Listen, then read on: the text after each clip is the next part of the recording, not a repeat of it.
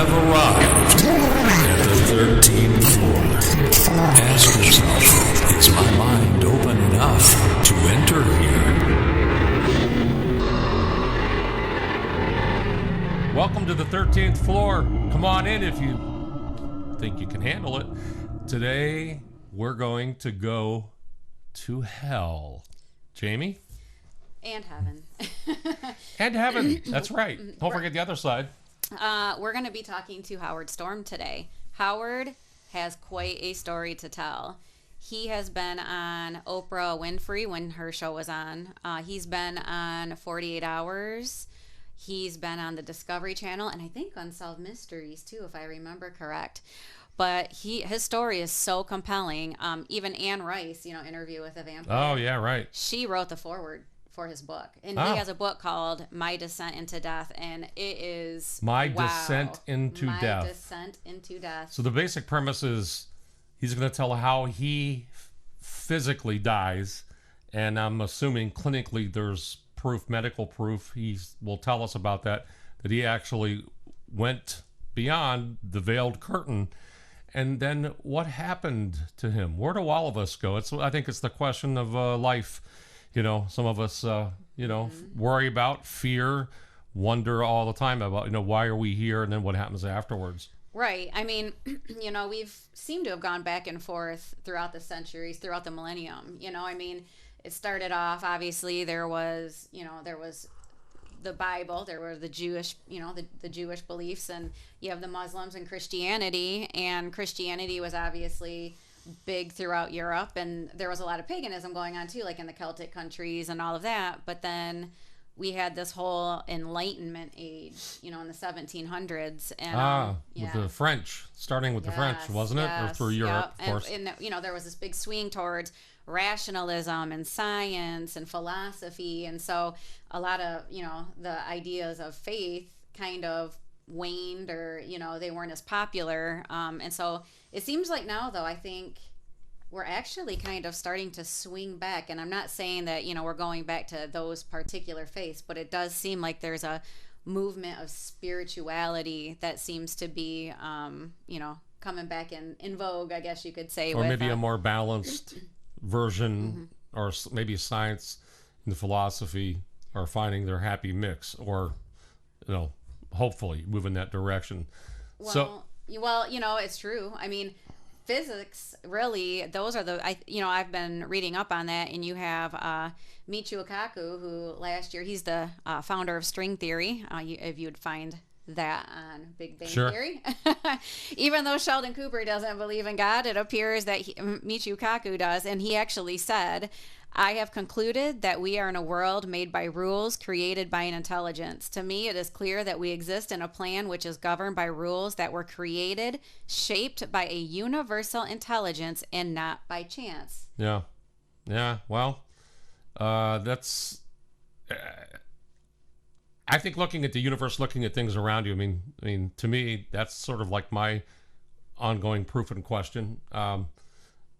If you don't believe, once you have a baby, the miraculous things like that start to change your mind. Well, so you think that people are more open-minded, maybe not so much an organized religion, but just in a creator or spirituality. I do, and the reason why is, just look at what the number one board game is for Christmas, unfortunately, is the Ouija board. Oh God. That's a separate show in itself. It is. And this is weird because it sounds like we're talking voodoo and third world country weird beliefs, but I'm sorry, I believe in science immensely, but I think most of us would know of somebody who I can tell stories about the Ouija board. I don't know what it is. I played with it when I was a kid, and until my mom found out and made us throw it out. We made our own, but I'm glad she made us throw it out because it's creepy. I don't know if it's just the thing itself, or the fact that it's a conjuring or something that opens up to bad things. But I've heard too many bad stories, and I've seen a couple of things. So that's In the late 1800s there was a lot of mysticism and belief in and that's why the word spirituality always confuses me. It's like, well, what do you really mean by that? Like you're like a half step into believing in there's an ultimate Big Bang creation, or you just believe in little fairies dancing around your head, while you're sleeping. Spirituality means different things. It's like it's like a 5-step program. It's like, I kind of like believe there's something, but I'm not really willing to admit it.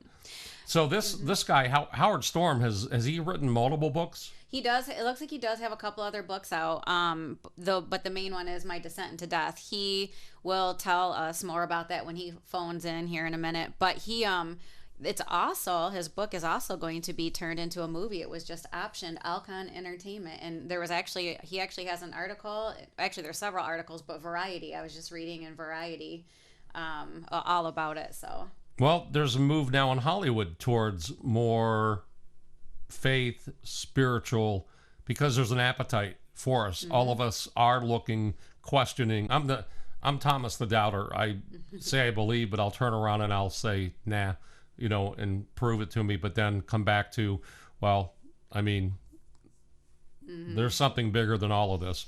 Yeah, I mean, I have my beliefs. That would be of a course, cool movie. Yeah. That would be a cool movie. And you're right, Hollywood is swinging towards that. And I think probably too because there's just so much uncertainty in the world right now, and it just seems like there's so much upheaval going on. I think people are just weary and afraid, and so because they watch the news. Right, of course. They want to jump off a cliff. There's probably less, really, if you think about it. I think we're in better times. I just believe that.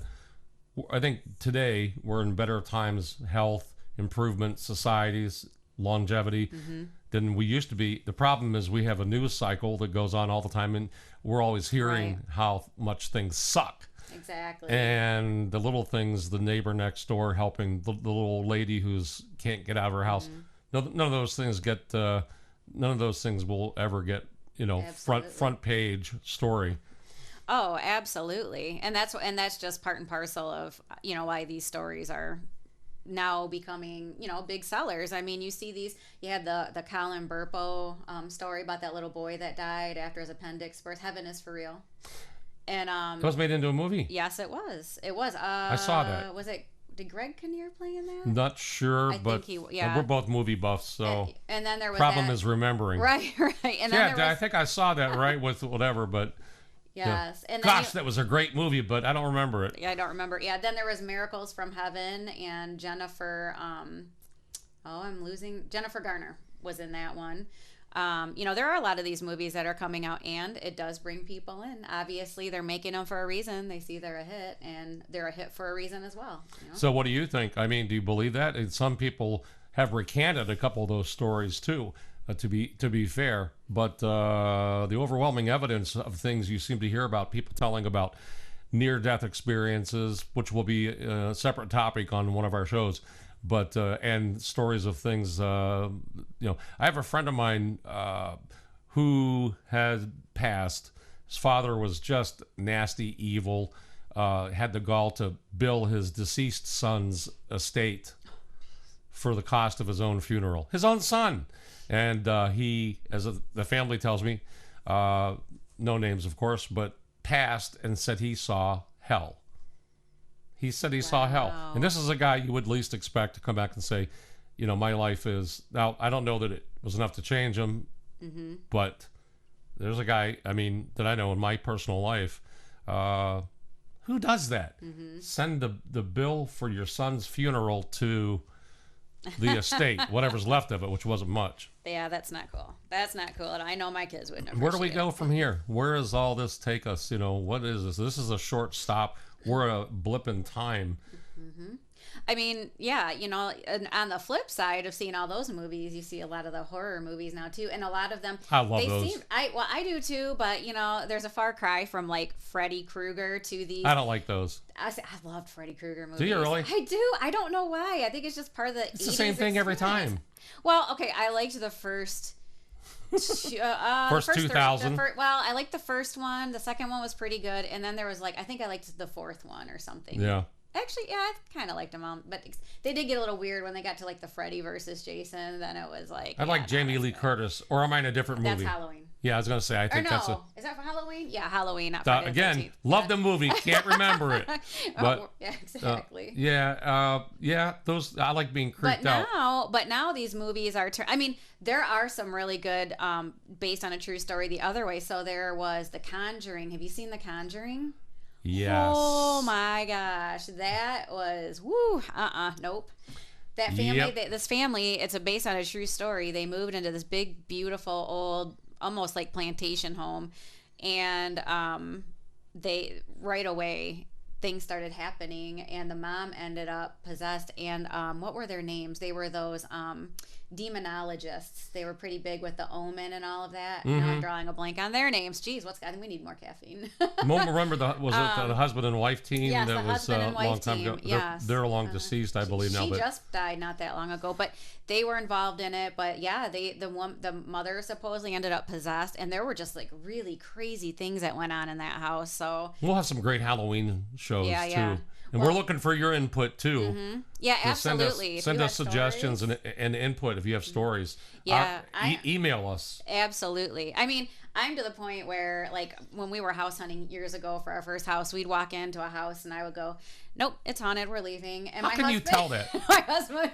How do you know funny. that? This is what's funny. My husband would be like, "Are you kidding me? That's ridiculous." And I'd be like, "Nope, not living here." And then about a year later, my brother and his wife were looking for a place, and we didn't tell them any of this. And so they're looking for a place, and his wife, my sister-in-law, she's like, "Your brother's so absurd. We'll go into a place and he'll be like, 'Nope, it's haunted. We're leaving.'" And I'm like, "Well, we just know."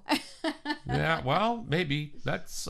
What do you think? I mean, the gift of intuition, and then sometimes scientists say intuition is not always right, but I try to, right or wrong, go with intuition on a lot of things with people, especially. But houses, I think you'd have to live there for a while. But Nope. hey, you never know. I'm not. That's why we're here to investigate the strange, the mysterious, the science. Yep. The non-science, and you can weigh, what your opinion is. We live in a strange world. I don't think people, there's a lot of people, they stay on the mainstream news a lot, and so they don't, I love YouTube. I'm like a YouTube. I watch all those strange videos, and some of them it's like, oh, okay, whatever. But there's some that's like, whoa, we live in a very strange place. We'll go there on certain levels. But back to going to hell. I mean, Howard Stern will tell his story about. Some of us have worked in hell. I do remember corporate America. That was hell. So there's hell on earth, and then. And then there's the real hell, is there? If we believe in good, then there must be an evil. Then therefore the deduction is there's a heaven, there's a hell, but maybe earth is hell. I think earth could be purgatory. Catholics believe in purgatory. That's the only, yeah. I don't know what to believe there. I haven't studied where None they of us got know. it from. No, but wouldn't it be ironic if this was purgatory? That is all It feels like it could be. days. It's like especially when I think we've talked about dealing with computers. What if Earth is purgatory? This is a stop in between dimensions, or Well, because it we're would only make here. sense because from here you either go up or down, so it kind of makes sense. But Yeah. I'm not. Don't give me calls telling me how wrong I am and all that. I'm just speculating. You want me to call Yeah, him real quick? yeah. A couple more things, just like how many. We should never say how many of you. It's always first person. Have you ever had an experience like a near death, or you felt like it was more than a dream, something not even a dream happened, or you passed and came back to life and would like to tell a story? If you have a story, or if you have a lead, somebody who has credentials and can passionately tell their story about what happened, why don't you send us an email? That would be great. We have our email at floor13info@gmail.com. We would love to hear from you. We love hearing these stories. But don't be sending us crazy ones that make no sense, because there's those people too. Yeah, there's that. Our guest today, we want to introduce to you Howard Storm. Howard, we're so glad to have you with us. Thank you for taking the time to jump on this interview. We really appreciate it. Well, thank you for inviting me. We want to talk today about your experience you had a few decades ago, and you wrote about it in your book, My Descent into Death. So, can you tell us a little bit about your life before that incident and, what you were like, what you did, where you were? This was now the early 60s, and I wanted to be an artist and was feeling very rebellious. Thought our society was just all hypocrisy. Went to San Francisco in 1966 to study art, and also I heard that there was something going on out there. Mm-hmm. And it was an amazing time. Did you partake in that lifestyle out in San Francisco there in the 60s? Yeah. The partying and all that? Well, Were you a Woodstock baby? we considered the Woodstock people to be latecomers to the cause. We thought we were in the avant-garde, and we honestly believed that we were going to change the world, and it was going to be a world of love and peace, and everybody doing their own thing. The thing that destroyed it all very quickly in a period of 2 years was the drugs. The drugs brought in crime and brought in criminal elements, and the whole thing, by late 67, 68, everybody knew it was over, and people were leaving. The original people, the idealists, were leaving town and going to like British Columbia and New Mexico and forming communes and stuff like that. Well, I was an art student, but we all, everybody mostly that I associated with a few exceptions, believed that materialism, hedonism, was what life was about. You live a short while. None of us expected to survive to be 30 years old. I mean, I know that sounds crazy, but at the time we all thought, well, we'll never make 30. So it's like live as hard as you possibly could, as fast as you could, as wild as you could. Wasn't that the age of Timothy Leary? As I recall, don't trust anybody over the age of 30.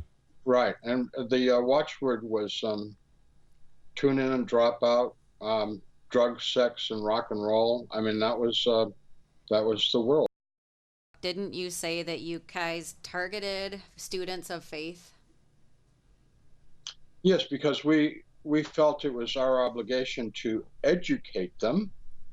And educate them meant to convince them that the things that they had been taught by their families, by their churches, were fairy tales.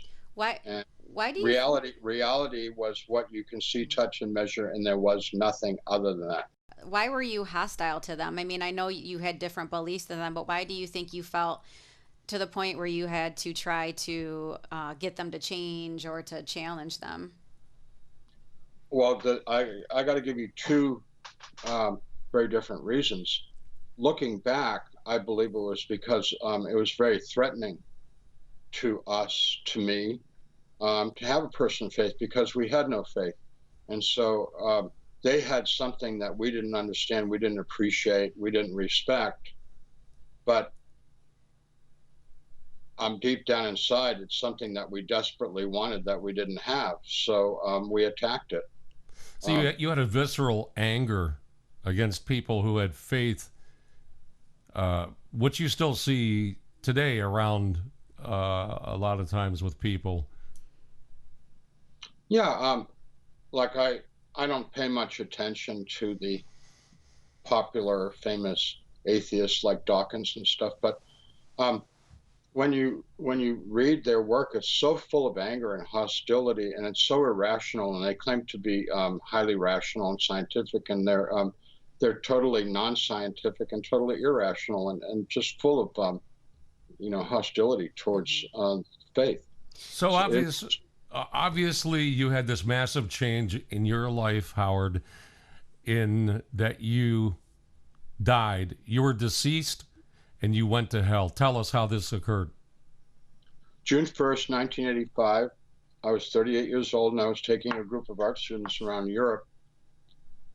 And we were on the last day of a 3-week tour when I had a perforation of the duodenum, or in plain language, I blew a hole out in my small stomach. And it knocked me to the ground with the most acute pain I've ever experienced in my life.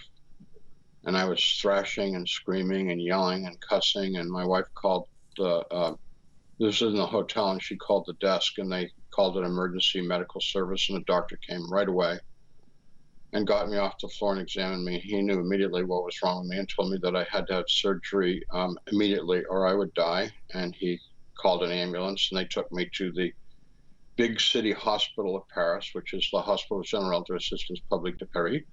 And I was taken to emergency. I was examined by 2 more doctors. They said the same thing as the hotel doctor, which was, if I didn't have the surgery now, I would be dead in a few hours. And this has all been confirmed by many doctors that I've talked to in the United States. And so they sent me off several blocks away to the surgical hospital. But because it was a Saturday and because of their socialized medical system, there just happened to not be any surgeons available at the surgical hospital.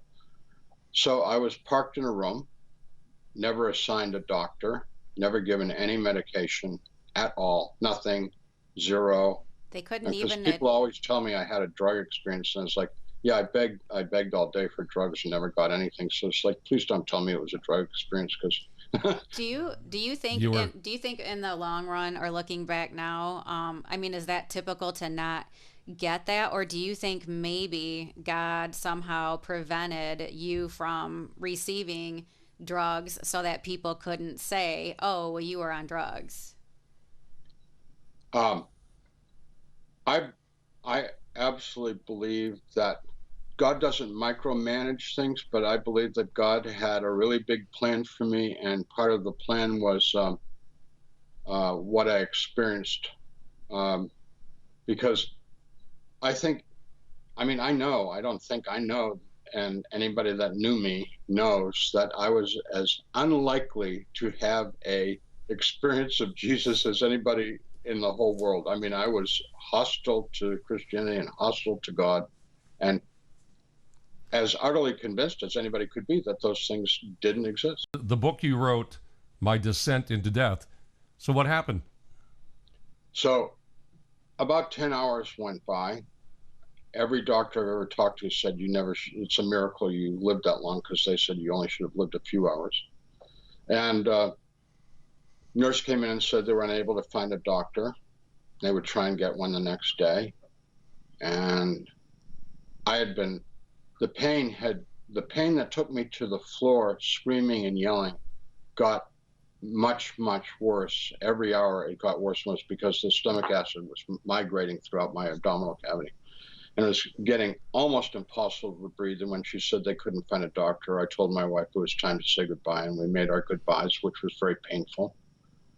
And then she sat down in the chair and cried, because she knew I was going. And I closed my eyes and stopped trying to breathe, because it was very, very hard to breathe. Did you give up? Did you just say to yourself, I give up? Yeah, and I knew, like all rational, intelligent people know, that when you die, you're dead, and that's it. No, there's nothing more. There's nothing after that. It's just, the end. When you were dying, you were an atheist at that moment? Yeah. So you didn't have a moment before then.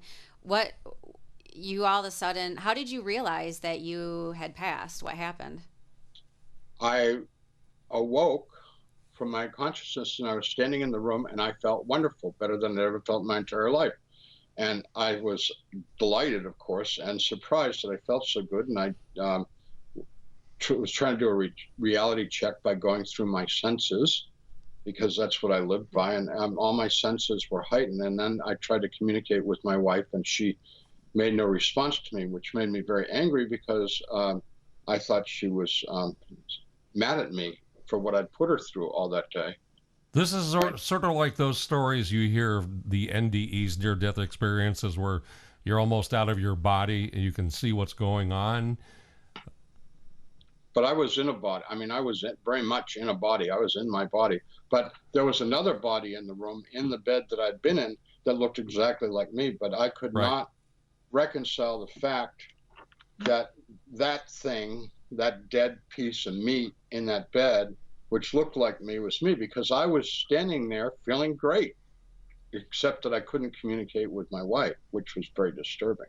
So you woke up, sort of, so to speak. You weren't in hell automatically. What happened then? Your descent into death. What did you see around you? What did you experience? Well, I heard people calling me, and they were outside the room, and they were speaking English, which I thought was strange, because everybody at the French hospital. You were in France, yeah. And they said, "Howard, hurry up, come with us." And I went over to the doorway of the room, and they were back in the hallway, and the hallway was gray and very fuzzy and unclear. And I said, "I'm sick. I need a doctor. I'm supposed to see a doctor. I'm supposed to have surgery." And they said, "We know all about you. We've been waiting for you a long time. You've got to come with us now." Ooh. So I assumed that they were going to take me to the doctor. Did you recognize them? What did they look like? No, they stood far off, and they did not want the light of the room to be on them at all. Was it dark where they were? Yeah. Okay. What happened? Very, very gray. So I left the room and I went with them, and they were escorting me by surrounding me down what at first I thought was the hallway, which I came to realize in time was impossibly without definition. There were no stairs, there was no walls, no ceiling, just this gray space. And as we went, the group got larger and larger, and they became at first rude, and then crude, and then nasty, and scary. And I said, "I'm not going to go with you any further." Now we're in complete darkness, abject darkness, and there's a lot of them, maybe hundreds or more, I don't know. I can only tell by the voices. Of those entities? Yeah, there were people. So they began to push and pull me. They told me I had to go much further, and I fought back really hard. I knew how to fight. I played football in high school and stuff. It was completely hopeless because I was one and there was many, many of them. And the fighting degenerated into biting, tearing, scratching, gouging, and that degenerated into... You physically felt that you were being harmed, attacked yourself? Just like this world, yeah. You felt pain? Yeah, when people are chewing your ear off, it hurts a lot. When people are pulling your eyeballs out with their fingers, it hurts a lot, yeah. Oh my goodness. So how long before and then they did worse things that I don't talk about. Okay. How long was it before? Did you actually realize at some point, oh my gosh, I'm in hell? Not yet. I didn't have time to think I was fighting. Okay. I was trying to get away from them. So eventually they could no longer amuse themselves with me because I was on the ground. I was all ripped up, and I couldn't, all I could do was moan and groan. I couldn't fight back or resist anything. And so they were kicking me around, trying to get me to respond, and I wasn't responding, and they're very... Their goal was to get you to continue to follow them further down this dark pathway? Right. Okay, so yes. I heard a voice which I believe came from my chest, and it said, "Pray to God." And I thought, I don't pray to God. I don't believe in God. And the voice said, "Pray to God." And I thought, I don't know how to pray. And the voice said, "Pray to God." And I thought, well, when I was a kid, I'd learned some prayers in Sunday school, but I can't remember them. And I was trying to remember stuff.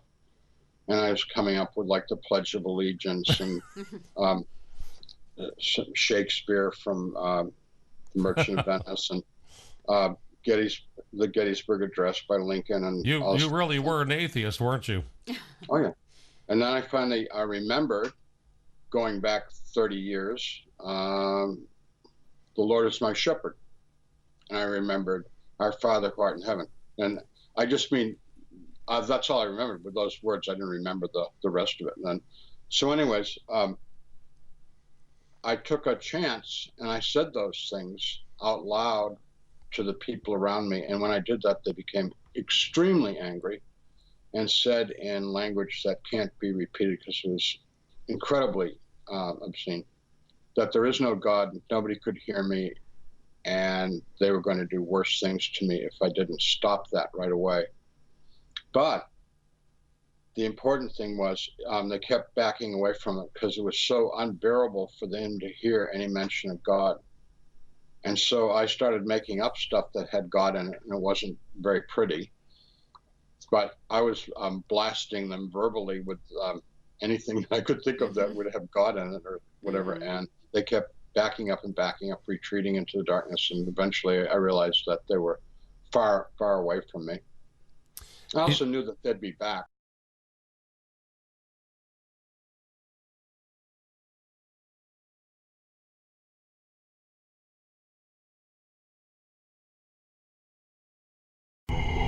In our next segment, part 2, Howard Storm describes who he encountered that turned him around and saved him.